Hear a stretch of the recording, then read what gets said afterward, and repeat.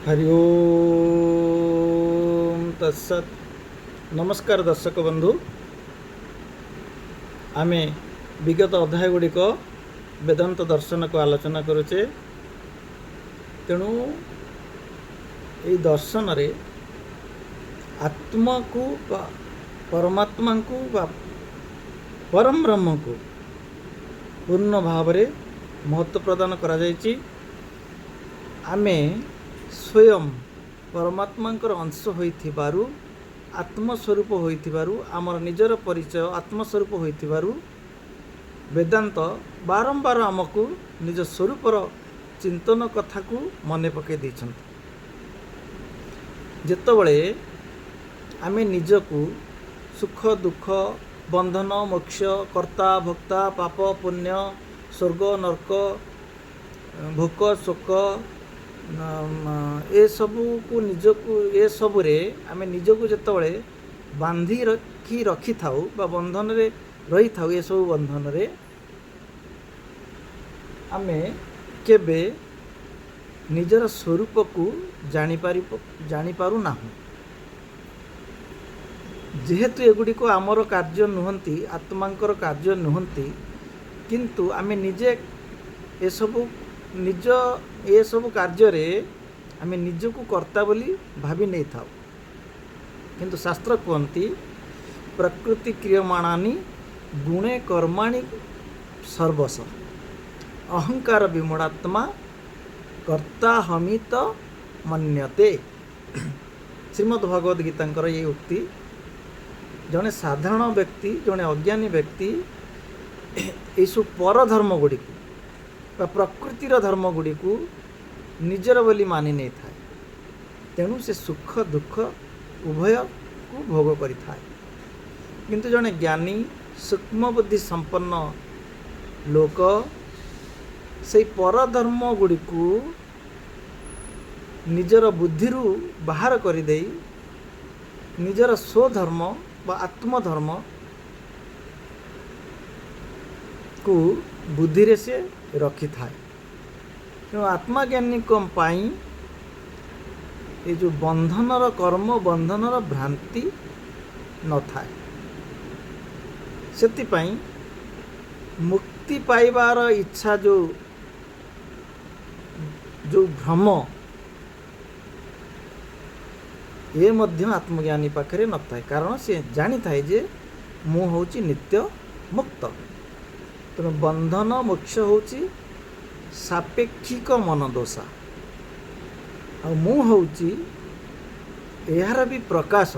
मु होची साक्षी आत्मा मु मुक्त मु निर्द्वंद मु सदा मुक्त।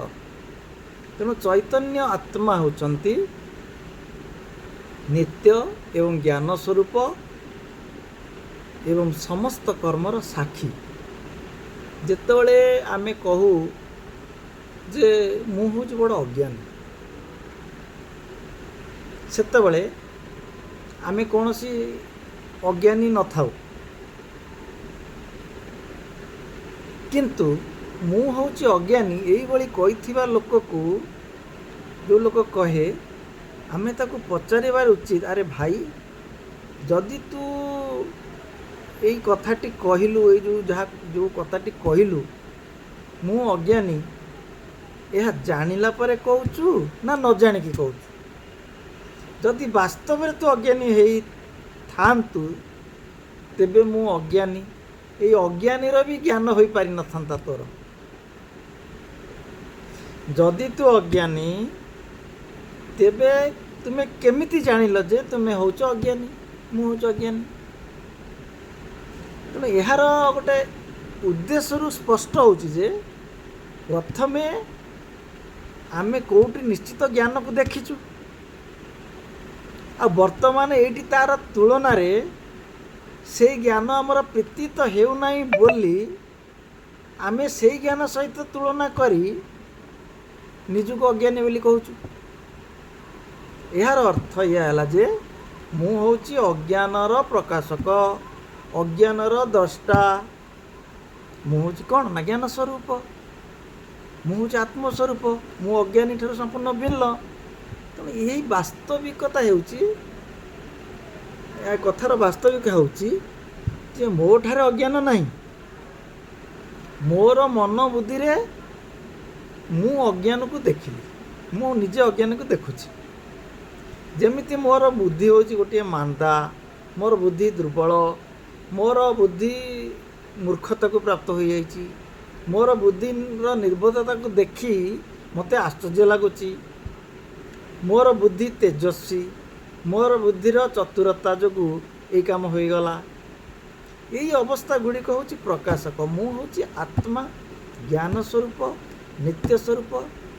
ତେଣୁ ଆତ୍ମାଙ୍କର ଆକାରହୀନ ହୋଇଥିବାରୁ ବା ନିରାକାର ହୋଇଥିବାରୁ ଆତ୍ମା ଏଇ ପଞ୍ଚ ଇନ୍ଦ୍ରିୟମାନଙ୍କର ବିଷୟବସ୍ତୁ ନୁହନ୍ତି। କାରଣ ଆତ୍ମା ହେଉଛନ୍ତି ଏଇ ପଞ୍ଚ ଇନ୍ଦ୍ରିୟମାନଙ୍କ ଠାରୁ ବିଷୟବସ୍ତୁ ନହେଲେ ମଧ୍ୟ ଏ ପଞ୍ଚ ଇନ୍ଦ୍ରିୟ ଠାରୁ ଆତ୍ମା ମଧ୍ୟ ଭିନ୍ନ ନୁହନ୍ତି। ସେଥିପାଇଁ ଆତ୍ମାଙ୍କର ଦର୍ଶନ ସମ୍ଭବ ନୁହେଁ। ତେଣୁ ଆତ୍ମା ଅପ୍ରମେୟ ହୋଇଥିବାରୁ ବୁଦ୍ଧି ତାକୁ ନିଶ୍ଚୟ କରିପାରେ ନାହିଁ। ଆତ୍ମା ନିରାକାର ହୋଇଥିବାରୁ ସେ ଦୃଷ୍ଟିର ବିଷୟ ମଧ୍ୟ ନୁହନ୍ତି ବା ଆଖିର ବିଷୟ ମଧ୍ୟ ନୁହନ୍ତି। ତେଣୁ ଆତ୍ମା ହେଉଛନ୍ତି ଦ୍ରଷ୍ଟା। ଯିଏ ଦ୍ରଷ୍ଟା ସେ କେବେ ଦୃଶ୍ୟ ହୋଇପାରିବେ ନାହିଁ। ସେଥିପାଇଁ ବି ଆତ୍ମଦର୍ଶନ କାହାକୁ ହୁଏ ନାହିଁ, ଆତ୍ମବୋଧ ହୁଏ। ତେଣୁ ଆତ୍ମା ହେଉଛନ୍ତି ଅଦ୍ୱିତୀୟ, ସେ ଆମଠାରୁ ଭିନ୍ନ ନୁହନ୍ତି। ଆତ୍ମାର ଅଭାବ ସଂସାରରେ କେଉଁଠି ନାହିଁ। ତେଣୁ ଆତ୍ମା ସହିତ ଯେ ପର୍ଯ୍ୟନ୍ତ ଆମର ଅହମ୍ ଭାବ ବା ସ୍ୱହମ୍ ଭାବ ଆସି ନ ଯାଇଛି ସେ ପର୍ଯ୍ୟନ୍ତ ଆତ୍ମବୋଧ ସମ୍ଭବପର ନୁହେଁ। ଆତ୍ମନିଷ୍ଠା ହିଁ ଆତ୍ମଦର୍ଶନ। ମୁଁ ହେଉଛି ଆତ୍ମସ୍ୱରୂପ, ଏହା ହିଁ ଆତ୍ମ ସାକ୍ଷାତକାର। ଏଇ କଥାଟି ଯେବେ ଦୃଢ଼ ବିଶ୍ୱାସ ଆସିଯିବ, ଆମର ସ୍ୱୟଂର ସ୍ମରଣ ଆସିଯିବ, ମୁଁ ଶରୀର ନୁହେଁ, ମୁଁ ଦେହ ନୁହେଁ, ମୁଁ ଇନ୍ଦ୍ରିୟ ନୁହେଁ, ମୁଁ ହେଉଛି ଆତ୍ମା। ଆଉ ଯେ ପର୍ଯ୍ୟନ୍ତ ମନରେ ଏହିସବୁ ବନ୍ଧନର ବିଭିନ୍ନ ପ୍ରକାର ହେତୁ ବା କାରଣ ଥାଏ ସେ ପର୍ଯ୍ୟନ୍ତ ଏ ମନ ବହିର୍ମୁଖ ହୋଇ ବିଭିନ୍ନ ବିଷୟବସ୍ତୁରେ ନିଜକୁ ନିମଗ୍ନ ରଖି ବିଷୟାସକ୍ତିରେ ଲୀନ ହୋଇ ରହିଥାଏ। ଆଉ ମନ ଯେତେବେଳେ ଆତ୍ମବିଚାର ଆଡ଼କୁ ଫେରି ଆସିବ ସେତେବେଳେ ସେ ଏ ମୁକ୍ତିର କାରଣଟି ନିଜେ ବୋଧ କରିପାରିବ। ତେଣୁ ମନ ହିଁ ଆମର ମିତ୍ର, ଏଇ ମନ ହିଁ ଆମର ଶତ୍ରୁ। ତେଣୁ ମନ ଏବ ମନୁଷ୍ୟଣଂ କାରଣଂ ବନ୍ଧମୋକ୍ଷୟ ବନ୍ଧୟ ବିଷୟାସକ୍ତଂ ମୁକ୍ତ୍ୟା ନିର୍ବିଷୟଂ ସ୍କୃତମ୍। ତେଣୁ ବିଷୟାସକ୍ତ ମନ ବନ୍ଧନର ପ୍ରୀତି କରିଥାଏ ଏବଂ ବାସନା ରହିତ ମନ ମୁକ୍ତିର ଅନୁଭବ ଦେଇଥାଏ। ତେଣୁ ଆତ୍ମା ହେଉଛନ୍ତି ନିତ୍ୟମୁକ୍ତ, ତାଙ୍କ ପାଇଁ ମୁକ୍ତି କାମନାର ଆବଶ୍ୟକ ନାହିଁ। ଦେହ ହେଉଛି ଜଡ଼, ତାର ବି ମୁକ୍ତି ପାଇଁ ଆବଶ୍ୟକ ନାହିଁ। ଆଉ ମନ ହିଁ ନିଜଠାରେ ବନ୍ଧନର କଳ୍ପନା କରିଥାଏ ଏବଂ ମୁକ୍ତି ପାଇଁ ମଧ୍ୟ ସେଇ ମନ ହିଁ ଇଚ୍ଛା କରିଥାଏ।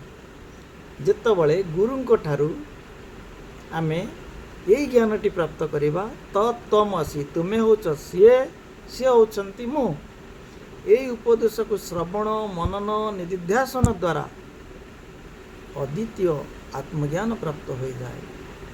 ତେଣୁ ଅଖଣ୍ଡ ମୁଁ ହେଉଛି ଅଖଣ୍ଡ ବ୍ରହ୍ମଙ୍କ ବ୍ୟତୀତ କିଛି ନାହିଁ। ସେତେବେଳେ ମନ ବି ନାହିଁ, କେବଳ ଆତ୍ମା ହିଁ ରହିଥାନ୍ତି। ଏ ମନର ଭ୍ରମ ବନ୍ଧନ ସବୁ ଦୂର ହୋଇଯାଏ। କେବଳ ମୁକ୍ତି ହିଁ ମୁକ୍ତି। ଅହଂ ନିର୍ବିକଳ୍ପଂ ନିରାକାର ରୂପଂ ବିଭୁବ୍ୟାପ୍ୟ ସର୍ବତ୍ର ସର୍ବ ଇନ୍ଦ୍ରିୟାଣଂ ସଦା ମେ ସମତ୍ୱଂ ନାମନ୍ଧନ ମୁକ୍ତି ଚିଦାନନ୍ଦରୂପଃ ଶିବୋହଂ ଶିବୋହଂ। ତେଣୁ ଗୁରୁ କୃପାରୁ, ବେଦାନ୍ତ କୃପାରୁ ଯେତେବେଳେ ମନ ଏ ବିଷୟ ଗୁଡ଼ିକ ଠାରୁ ବହି ବିଷୟ ଠାରୁ ମୁହଁ ମୋଡ଼ି ନିଜ ସ୍ୱରୂପ ଆଡ଼କୁ ଅନ୍ତର୍ମୁଖୀ ହୋଇଯାଏ, ସେତେବେଳେ ଆମ ଭିତରେ ଖିଆଲ ଆସିଯାଏ ଯେ ତରଙ୍ଗ ଜଳ ଠାରୁ ଭିନ୍ନ ନୁହେଁ, ସେ ତରଙ୍ଗ ହିଁ ଜଳ। सेहीपरि मोर सत्ता आत्मा ठारू भिन्न नुहंती। ମୁଁ ହିଁ ଆତ୍ମା, ମୁଁ ହିଁ ବ୍ରହ୍ମ, ମୁଁ ହିଁ ପରମାତ୍ମା। ସେତେବେଳେ ଏହି ନିର୍ବିକଳ୍ପ ନିରାକାର ବିଭୁବ୍ୟାପ୍ୟ ସର୍ବତ୍ର ସର୍ବ ଇନ୍ଦ୍ରିୟାଣମ୍। ତେଣୁ ଏହି ନିରାକାର ସ୍ୱରୂପ ଆତ୍ମ ସ୍ୱରୂପ ସମସ୍ତ ଇନ୍ଦ୍ରିୟରେ ସାରା ଜଗତକୁ ଦର୍ଶନ କରୁଛି, ଶ୍ରବଣ କରୁଛି, ଚର୍ବଣ କରୁଛି, ମନନ କରୁଛି। ତେଣୁ ସର୍ବ ଆତ୍ମ ସ୍ୱରୂପର ଭାବକୁ ପ୍ରାପ୍ତ କରିଥାଏ। ଶିବ ଭାବକୁ ଶିବ ହେଉଛନ୍ତି ମଙ୍ଗଳକାରୀ, କଲ୍ୟାଣକାରୀ, ସତଚିତ୍ ଆନନ୍ଦ ସ୍ୱରୂପ, ନିତ୍ୟମୁକ୍ତ, ନିତ୍ୟ ଆତ୍ମା। ତେଣୁ ବାସ୍ତବରେ ମୁକ୍ତି ବା ମୋକ୍ଷ ହେଉଛି ଆମର ସ୍ୱତଃସିଦ୍ଧ ସ୍ୱଭାବ। ଯେମିତି ସୂର୍ଯ୍ୟଙ୍କ ଠାରେ ଆଲୋକ ନିତ୍ୟ ସ୍ୱତଃସିଦ୍ଧ ରହିଛନ୍ତି, ଅଗ୍ନିଙ୍କ ଠାରେ ଉଷ୍ମତା ଯେପରି ନିତ୍ୟ ସ୍ୱତଃସିଦ୍ଧ ଭାବରେ ରହିଛନ୍ତି, ସେହିପରି ଆତ୍ମାରେ ମୁକ୍ତି ବା ମୋକ୍ଷ ହେଉଛନ୍ତି ନିତ୍ୟ ସିଦ୍ଧ। ତେଣୁ ମୁକ୍ତି ପ୍ରାପ୍ତ କରିବାର ବିଷୟବସ୍ତୁ ନୁହନ୍ତି, କେବଳ ବୁଝିବା ଜାଣିବାର ଆମକୁ ଆବଶ୍ୟକତା ରହିଛି। କସ୍ତୁରୀ କୁଣ୍ଡଲ ବସେ ମୃଗ ଖୋଜେ ବନ ମାହି, ऐसे प्रभु घट घट में बसे मूर्ख बाहर जाई।